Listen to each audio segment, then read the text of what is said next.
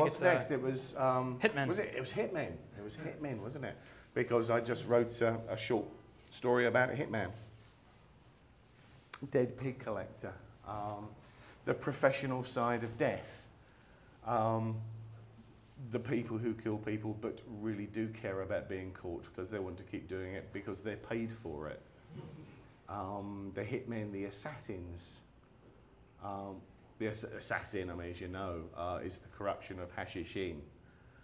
Hassani Sabah founded them in the 1100s in Alamut. But so the story went, they were called the Hashishin because they used hashish as part of their rituals, and apparently that's not true. Marco Polo made that up 100 years later, and then 19th century Orientalists compounded the mistake. It means something else. It's a slightly rough term in that language.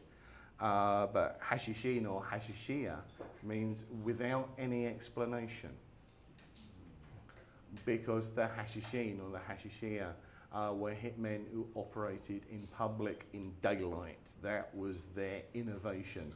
They decided someone needed to be killed, they would do it in broad daylight, in public.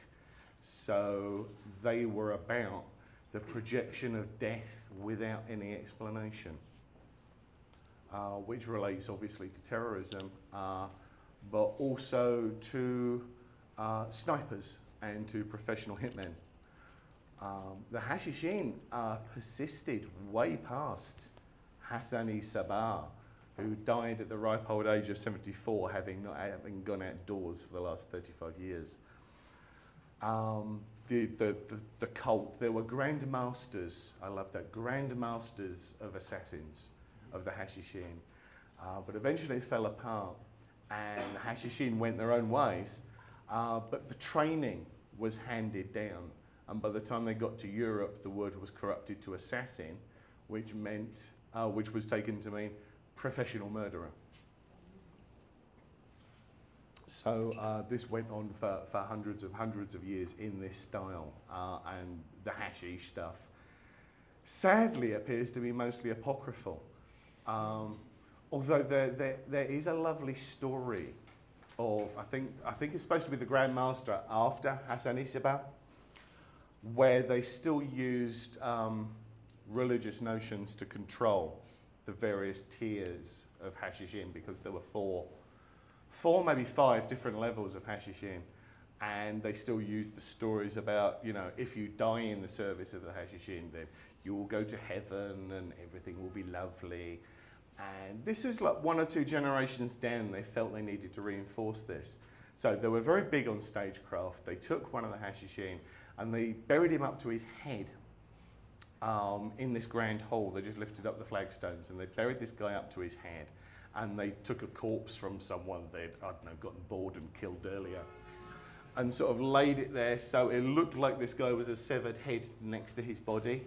Lots of blood around and smoke, and they brought the younger candidates in, and this head spoke. The Grand Master had power, you see, from beyond the grave, and he could summon up one of his lost warriors to explain how cool it was in heaven. You know, the virgins and the booze and the drugs and hanging out with God and whatever, you know, watering pot plants, whatever the hell you do in heaven. So they did this whole thing with this guy buried up to his neck, pretending to be a severed head that's speaking from beyond the grave. Which worked. And I imagine the conversation, because I know what happened next, I imagine the conversation.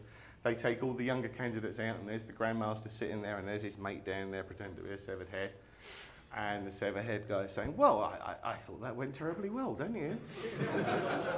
And the Grand Master saying, yes, terribly well. Yes, that was really very good. There's only one problem, which is, what if they see you walking around tomorrow? And then cut the guy's head off and put it on a spike outside the building. Which is the usual end of the professional hitman. Unfortunately, they get hit by someone else. They are no longer useful. they know too much because they've been working for the same clients for too long. Even the most successful, there was this Russian guy who worked through the 90s and 2000s, who is the only guy in real life people know of who would do the John Woo thing with 2 guns. He was the only ambidextrous gun-using hitman anyone's ever heard of. And he ended up getting hit in prison because 2 guns, very scary. 2 toothbrushes, not so much. But I have more sympathy with the professional killers than I do the murderers, as I spoke about earlier, because they're just there to do a job. It's a service. You can't do someone down for wanting to provide a service. And you have to assume that most of the people they killed were annoying anyway.